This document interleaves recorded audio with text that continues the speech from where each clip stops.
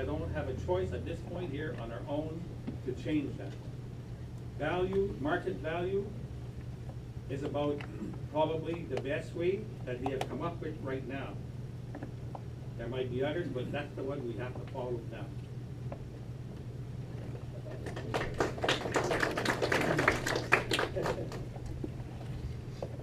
Mr. Bedell is correct. The formula is based on the provincial. It's from ONPAC, and there's not a lot we can directly do to affect that change. But if that's a concern for everyone, there's definitely movement that we can bring forward to our provincial partners to say that we need to reassess that. And we need to make that formula better, because some houses, just with market value, is not being assessed properly, and they're paying too much taxes versus their neighbor down the street that have more or less, and the formula is not correct. So I'd be willing to take that forward and bring it to our provincial partners so that we can possibly make a difference. Thank you. It's going to be a bit of repeat because it is true we can't change it. One of the things we can do while we're waiting for the province to fix it, and the province did have it looked into the informed study, and their own government deemed the property tax system in the province of Ontario is actually unfair and disadvantageous. So they have to fix it. When they do is out of the hands of us, and I mean, we have to wait for the provincial government. In the interim, I think we can make sure we have a better dispensation services across the board. We're never going to get town quality services. Like, we're not going to get a bus every 15 minutes. But while we're dealing with this, where we're all paying we're all paying the same tax rate, we can make it more fair. And so it's not perfect, but we can make it better until the province fixes the system. Thank you.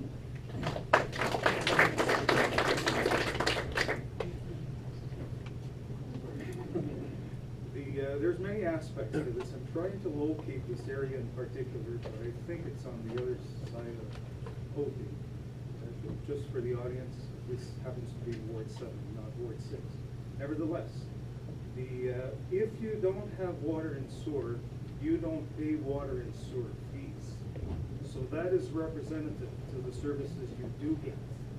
Now, having said that, you will remember, I think 2 weeks ago at council, we were talking about sidewalks. And I was very public in saying that those that don't have sidewalks happen to be in that position. They're paying the same amount of taxes, same amount of assessment for a service they're not getting. That's not fair. And I have taken the helm that if I go back, the staff know, they talk to me after, says, Andre, I know you're right.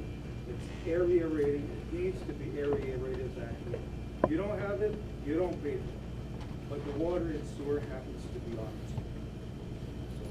So that was changed about 12 years ago. There was a provincial government insisted that it does not come from the tax base because it's not fair for people like that. Not fair for people on Gravel Drive, Kenneth Drive. There's a lot of places on the rural area. So you're not getting the service area rating, just like the bus services. We're not paying the same amount as Sudbury is for bus services. But if we want more bus service, tell me. I'll get it. You have to expect that increase. I'm ready. You have to tell me. Okay.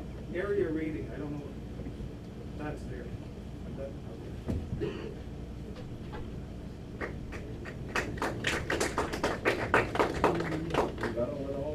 You did that. Okay.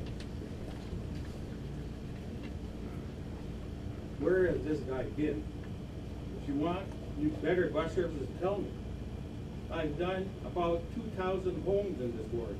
That's the question I've been told by everyone. They tell them, but it doesn't happen. Or something comes out and it says, geez, can't tell you this, that's a secret. Can't do this, but we can't tell you this. This is a secret. Enough is enough. Clean up this council.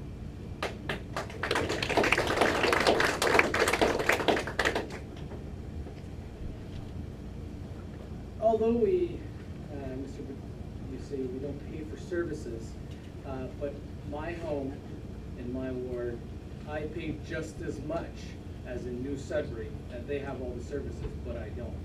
I want to know why.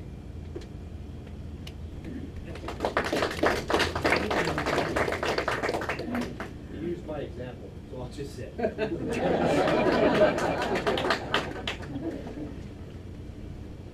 Okay, question is, there's currently a disconnect between council and senior staff, with senior staff very unresponsive to oversight. What would you do to correct this? Starting with Mindy. Communication is one of my strong points. What we have to do is we have to bring them back, and we have to make senior staff realize that they're working for the city, not the other way around. So therefore, your tax dollars are paying for their salary.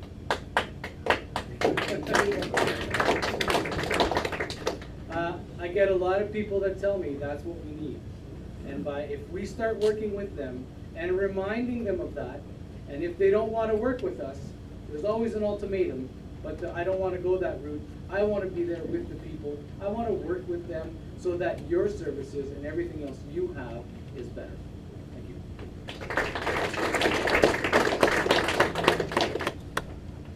Agree very much with Renee.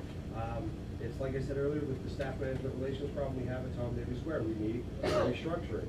This is all part of the bottom down. Clearly, management is not working right now. That's why my diabetic friend who skipped lunch break got written up. Sorry, for refusing to skip his lunch break, was written up. We need a restructuring, we need to work with them, and yeah, absolutely, if they're not willing to work with us, then there is the option of the door. That's just an unfortunate reality the way it is. When we talk about top administrators at the city, they get paid a very large salary. And what we're always told when we talk about this salary is, well, that's the cost of doing business, right? If you want administrators, you've got to pay for good administrators. Well, for paying for good administrators, we should see good administration. And that's not what I'm seeing right now. I'm happy to pay the salary, I just want what I paid for. Thank you.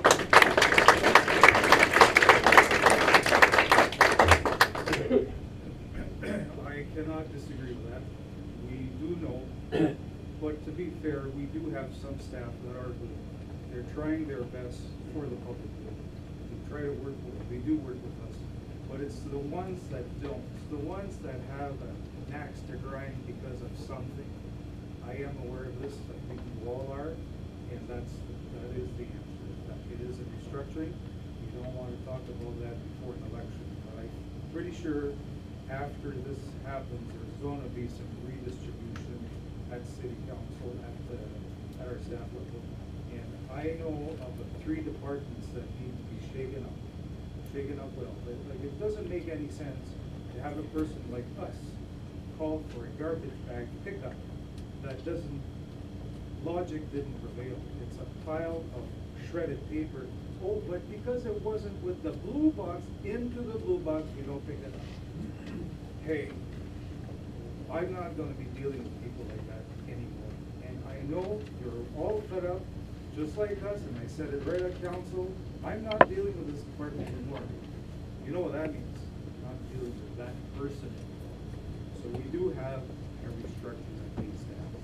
And I do come down to that. Mr. Vidal? The part that was out on my platform, restructuring of administration and operations. Every 8, 9, and 10 years, major companies do this. There's a disconnect because the staff knows damn well that there's no bones or there's no backbone to this council. So they do what they want. They try and do it. They make out the proposition. When you have these guys on the sunshine list coming to you and you ask for a proposal on something, you should be coming back with 3 proposals and let council decide. No, we get 1 proposal, you do that, or we raise the taxes. What do you think the answer is going to be?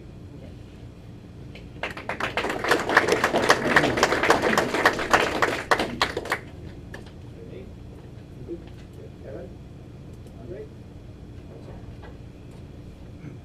And one final question, then we'll go on to the comments, closing comments for each of the candidates.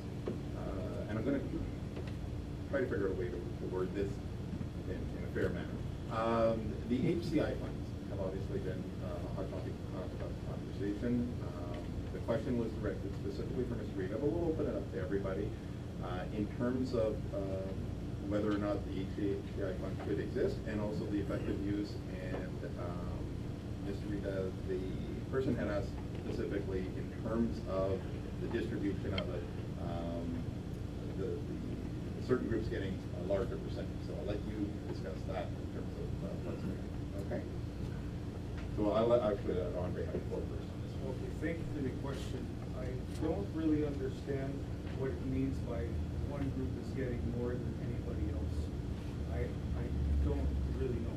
But we have guidelines on this, and the HCI fund is very beneficial to us. I don't know if there's anybody from the Teresa Park Association. Yes, there you go, Mr. Shepard. That was an application that we needed commitment right now. We had about 5 days when the Teresa Park Association approached us and said, can we apply for this funding, this federal funding of $50,000? And of course, I mean, it's just beneficial to our community. It followed within the guidelines. There's just no way we could have went to council to get our portion of $12,000 to secure the money, and they gave $2,000 of fundraising, bake sales, and everything like that. We would have lost a successful program, let's be honest with you. Lo and behold, I get a call, I think it was a month after, it was 10 o'clock in the morning. They said, Andre, maybe you should sit down. We got the entire amount of $50,000. I was not expecting that at all, and we did. This is one example that we were able to secure a brand new accessible program for everybody.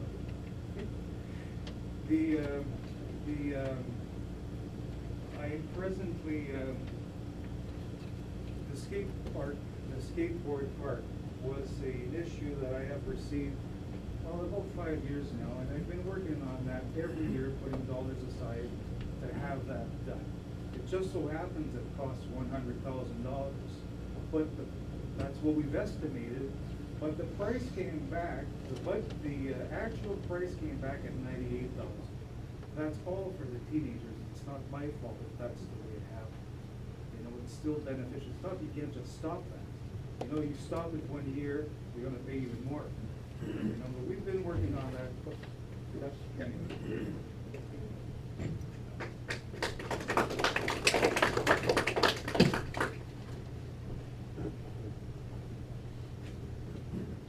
HCI fund, abolish it.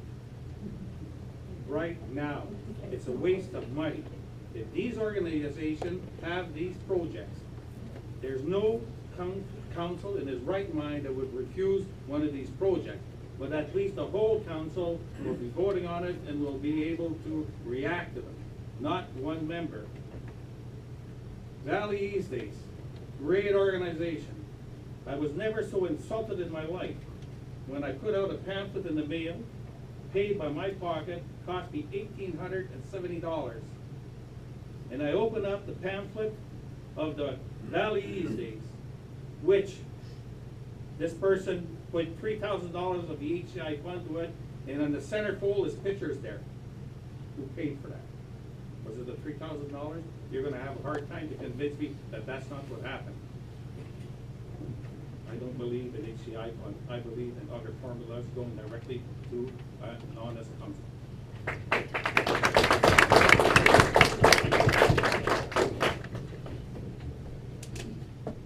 I agree. HCI funds have got to go. They're called slush funds for a reason. And it's been proven that a lot of councilors use that in their election year. I don't know if that's a coincidence, but to me, it looks like you're trying to make your people happy at the last minute, so they remember you when it's time to put the X beside the name, which is my mother. So. I want to get rid of them. I think we need to get them out. But I do believe in a budget process for everybody to submit to council for all kinds of projects. There's a good, easy way to do that so that we get a fair decision amongst 12 councilors and a mayor for the best of all of our communities. Merci.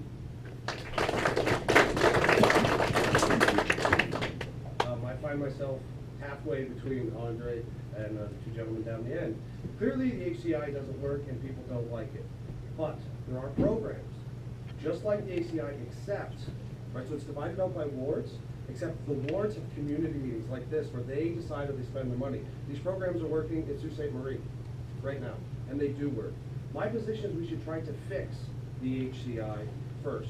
Go the way of Sault Ste. Marie, go the way of, there's municipalities across North America that use a system where money goes to different areas of the city, and the people of the city, instead of the councillor, the people would decide how to spend it. I think we should look at ways to fix it, and then if we can't fix it, then scrap it. I think it's easy to say, oh, let's just get rid of it. Well, my mother didn't let me say just get rid of it, I have to do the hard work first. Let's try to fix it. If we can't, then scrap it. And on the defense of the way the fund works now, to say that there was a project that we only had 5 days to get the funding, a little bit of planning ahead of time. I've never in my life heard of a federal program that comes out and 5 days later you got to sign on the dotted line. Do your research ahead of time. We don't need council to control the money. We need Ward 6's money to be spent by Ward 6. And if we can't get that to work, then scrap it. Let's do the work first. Thank you.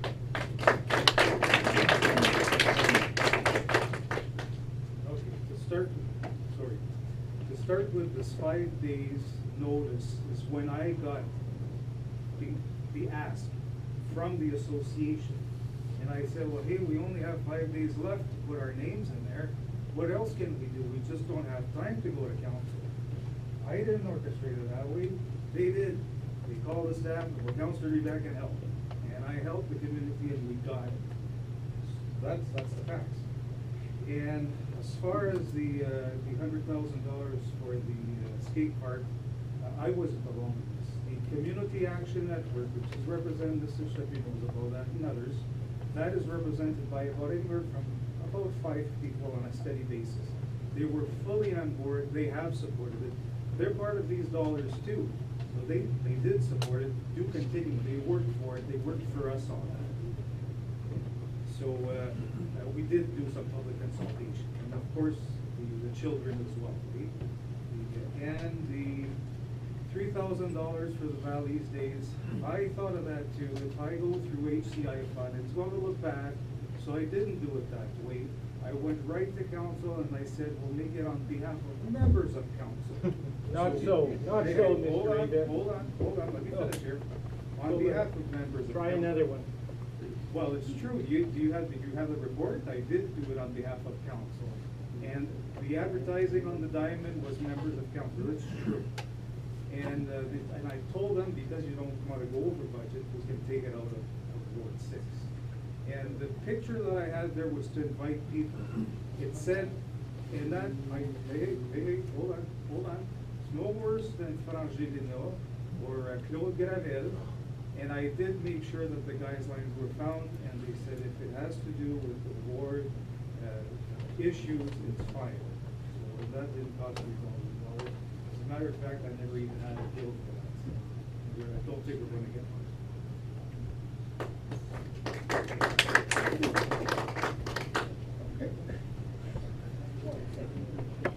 HCI funds have to be abolished.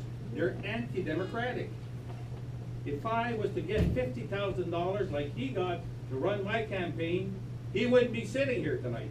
They have to be abolished. They're a sham.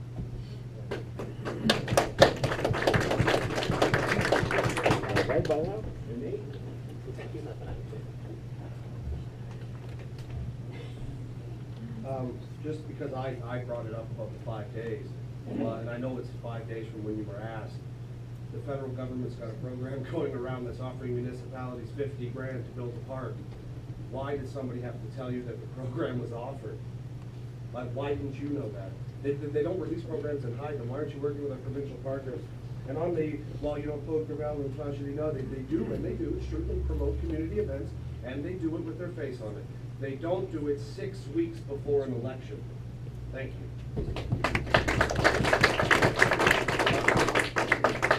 Okay, so we're going to give each of the 4 candidates a chance to do closing comments. We'll start at the far right-hand side of the table, so Renee.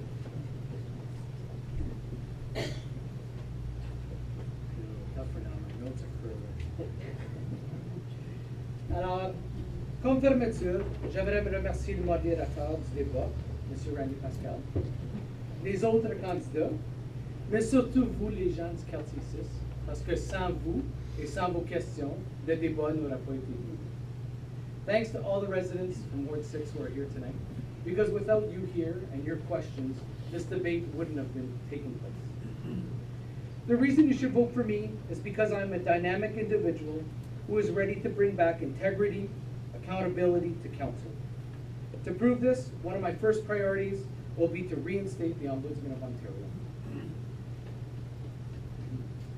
I am a caring and compassionate, but also an approachable person who lives by a code of conduct that mandates transparency, integrity, but most of all, accountability. I've been a resident of the Valley for years now, and I chose to raise my family here because I believe it's a beautiful place to live and we have so much to offer. There's nothing more that I would love for my family, my future grandchildren, maybe even my grandchildren, to be able to live their lives fully right here in Sudbury, even better in Ward 6, because I won't be able to afford gas into town by that time. But they want to be here because they have good, stable jobs. They have affordable housing. They have healthy family activities to do. But most of all, they have a community that also invests and cares for our seniors. I am a leader who truly believes that I am there to represent the residents while at the council table, and together, that's you and I, together, we will make this city better. I chose the slogan, "Our City, Our Future," because I am confident, if elected, our future will be one filled with positive improvements that will benefit the residents of the ward and the greater city of Sudbury. Therefore, on October 27th, vote for Renee Lapierre for your councillor in Ward 6. Thank you.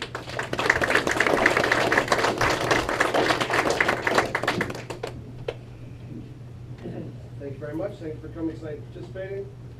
Reasons why I think you should vote for me, other than my winning smile. I would listen to the residents of the ward and actually be engaged with you. You'll actually get a phone call back and have your emails read. You won't be sending off messages into wherever at Tom Davey Square that never get replied to.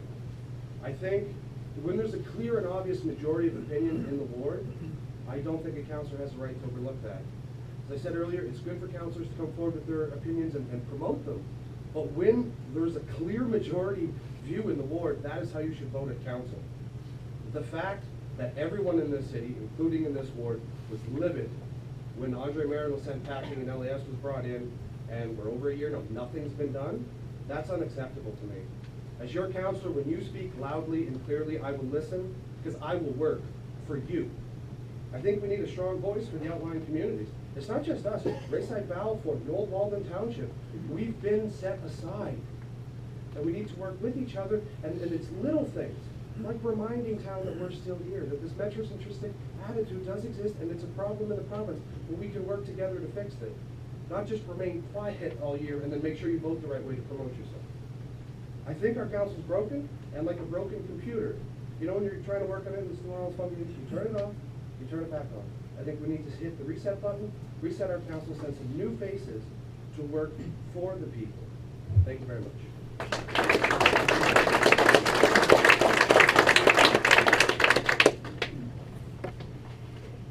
Gentlemen, thank you for coming tonight. Mesdames et messieurs, merci d'avoir été parmi nous aujourd'hui. I have always put the interests of Hammerville first. It hasn't been easy. It hasn't been easy at all, but I've always done that. I've been, I'm a lifelong resident of Ward 6, and it's a question I would like you to ask at some point all your candidates. And I happen to have a certificate in municipal administration. I know how our staff should be working, and what I said earlier with 3 departments that are not working well, I know that, I have seen that, and I will construct this on your behalf and our behalf. So please make sure we are well liked in Ontario. We have received one of the top positions. Now I'm being asked to be representative for all Ontario municipalities on the levy, the trucks, and they know I'm going to be bringing the mining royalty as well. That needs to be done. Our ore trucks, they need to be paying something too. They're not doing it. I think they're going to think we're gonna get something. But we do have it. The plan is here, and I'll know the terms of reference tomorrow morning. So ladies and gentlemen, I will ask for your continued support and think of your sister municipalities in Ontario that do count on you to make the right choice.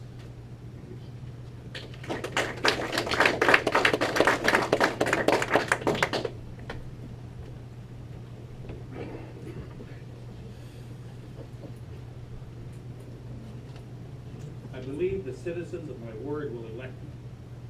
Because of my leadership qualities and my many years of varied experience I have accumulated during my careers. Not to forget my availability 24/7. I will answer all your calls. You cannot be a counselor on a part-time basis.